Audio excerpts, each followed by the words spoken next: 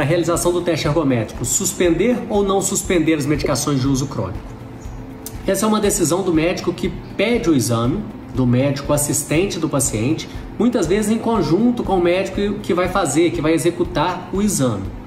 Em linhas gerais, nós vamos suspender medicações que sejam bradicardizantes, que não permitam que o coração acelere durante o exercício físico, porque o teste ergométrico, principalmente para avaliação de isquemia, a gente precisa forçar o coração, fazer com que o coração acelere, chegue a uma frequência cardíaca específica para a gente ter um exame eficaz.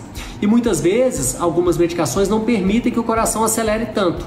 Então, nesses casos, quando é diagnóstico, nós vamos suspender essas medicações. Algumas vezes, por exemplo, o paciente que está tomando um beta-bloqueador para controle da pressão arterial, ele vai substituir esse remédio por outra medicação que baixe a pressão e que não seja um beta-bloqueador, que permita que o coração acelere. Então a gente vai fazer essa jogada de tentar tirar as medicações que não deixam o coração acelerar, para a gente ter um exame mais eficaz, a gente conseguir acelerar um pouco mais o coração e dar um diagnóstico efetivo. Então, em linhas gerais, naquele exame que é diagnóstico, vou dar um exemplo com um caso clínico. Imagine um paciente que tenha dor torácica, ele teve uma dor, a suspeita desse paciente é que ele tem uma angina. Então, quando ele chega ao cardiologista, antes de fazer o exame, o cardiologista já vai iniciar algumas medicações, entre elas, algumas medicações que não permitem que o coração acelere muito e que vão melhorar essa angina. Esse paciente começa a tomar essa medicação, a dor melhora com essa medicação e ele vai fazer um teste ergométrico para fazer o diagnóstico.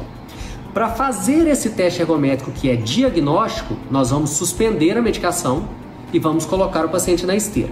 Suponhamos que o paciente foi para a esteira, sem a medicação, o teste ergométrico veio positivo, mostrou que realmente era uma angina. Ele fez um teste ergométrico que era isquêmico. Esse paciente vai ser reiniciada a medicação para ele, talvez o beta-bloqueador, por exemplo, que é um remédio que não vai permitir que o coração acelere, e suponhamos que ele fez o tratamento para essa angina e precisa ser novamente avaliado alguns meses depois com um novo teste ergométrico que não vai ser mais diagnóstico, porque ele já tem um diagnóstico de coronariopatia, de angina. Esse novo teste ergométrico vai ser um exame de avaliação de tratamento. A gente vai tentar descobrir se as doses de remédio que esse paciente está usando estão sendo eficazes para evitar que ele tenha isquemia. Então, esse novo exame vai ser feito sem a suspensão da medicação, porque você vai fazer o exame como o paciente está no dia a dia dele, para saber se ele está, se com a medicação está havendo isquemia ou se a medicação está protegendo esse paciente de isquemia. E mesmo que haja isquemia, qual é o ponto onde essa isquemia aparece?